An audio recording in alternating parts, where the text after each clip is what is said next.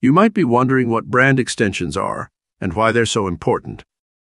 Well, imagine you have a successful brand as Vogue, the iconic fashion and lifestyle magazine.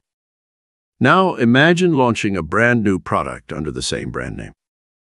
That's a brand extension. For instance, let's say Vogue decided to venture into the cereal business, launching Vogue Cereal. This might sound far-fetched, but it illustrates the concept of brand extensions. Now, let's say the product didn't last long and was discontinued after just 13 months. But don't worry, we'll delve into why this happened and how to avoid similar pitfalls.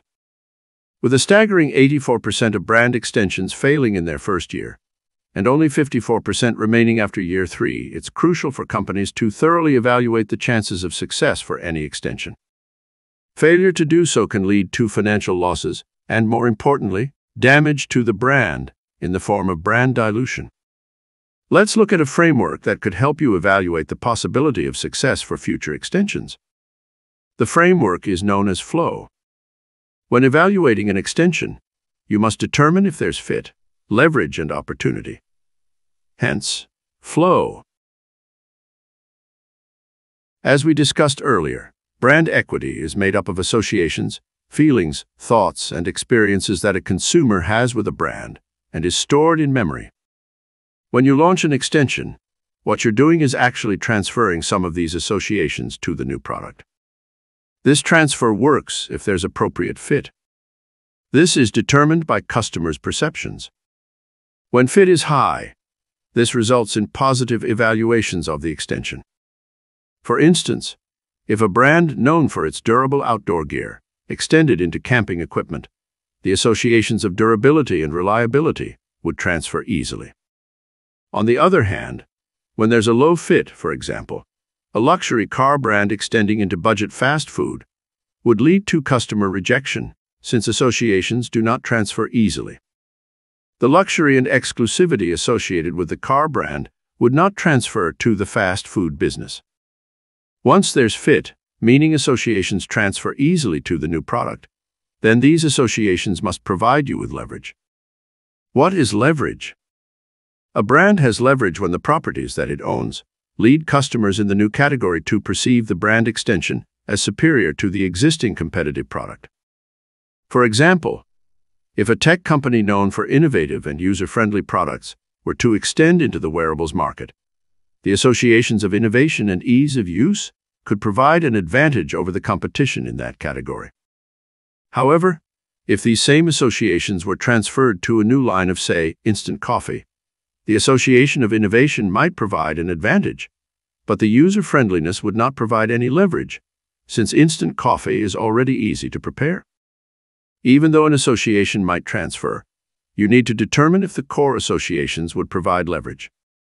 You have to think carefully about the associations you want to transfer, and whether or not they provide an advantage within the new category. There's also an inverse relationship between fit and leverage. Brands that consumers allow to be transferred to a wide range of products usually have little leverage. Some brands have associations that can transfer to multiple product categories, but this enhanced elasticity or extendability usually comes at a price. These brands do not provide leverage in all of the categories to which the associations can transfer. For example, a brand known for delicious chocolate might have a limited range of categories it can extend into, but within those categories, it could be a strong competitor. So, if the chocolate brand decided to extend into chocolate ice cream, hot chocolate, or even chocolate-flavored breakfast bars, it would be able to leverage its association with great taste and high quality. However, if this chocolate brand tried to extend into something unrelated, like gardening tools or car accessories, there would be little leverage. In contrast, a brand known for its eco-friendly and sustainable products might have a wider range of categories to which it can extend, but it may not provide a significant advantage in all of these categories. Consumers may perceive the eco-friendly brand as suitable for various product categories, but if the brand doesn't bring any specific strengths other than a general eco-friendly appeal, it would have little leverage.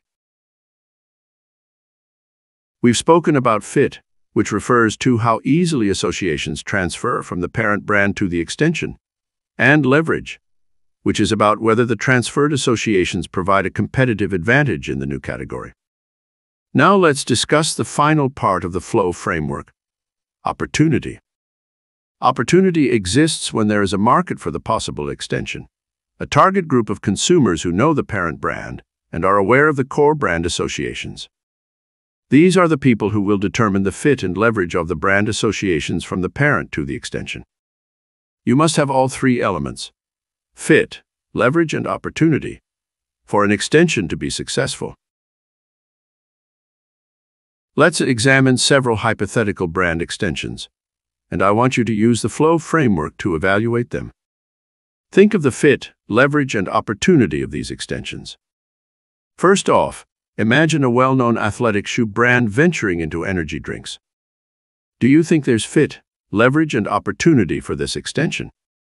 Some people might argue that the brand's association with sports, energy, and performance could transition into energy drinks, resulting in fit and leverage. However, there could be concerns regarding the brand's limited experience in the beverage industry, which might impact the opportunity aspect. Next, let's consider a popular smartphone brand extending into electric vehicles. While the brand may have a reputation for innovation and cutting-edge technology, would there be a good fit for this extension? The associations of innovation and technology might provide some fit and leverage, but the brand's inexperience in the automotive industry might limit the opportunity aspect. Lastly, imagine a high-end fashion brand branching out into gourmet pet food. Although the brand might be known for its luxury and quality, the fit and leverage of these associations might not be strong enough to make this extension successful. The opportunity may also be limited, as the target audience might not see the relevance of a fashion brand in the pet food market. To wrap up our discussion, let's consider whether brand extensions are generally good or bad.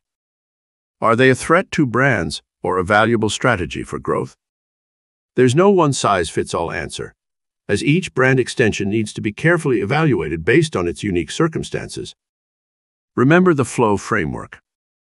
Fit, leverage, and opportunity are crucial components to consider when launching a successful brand extension.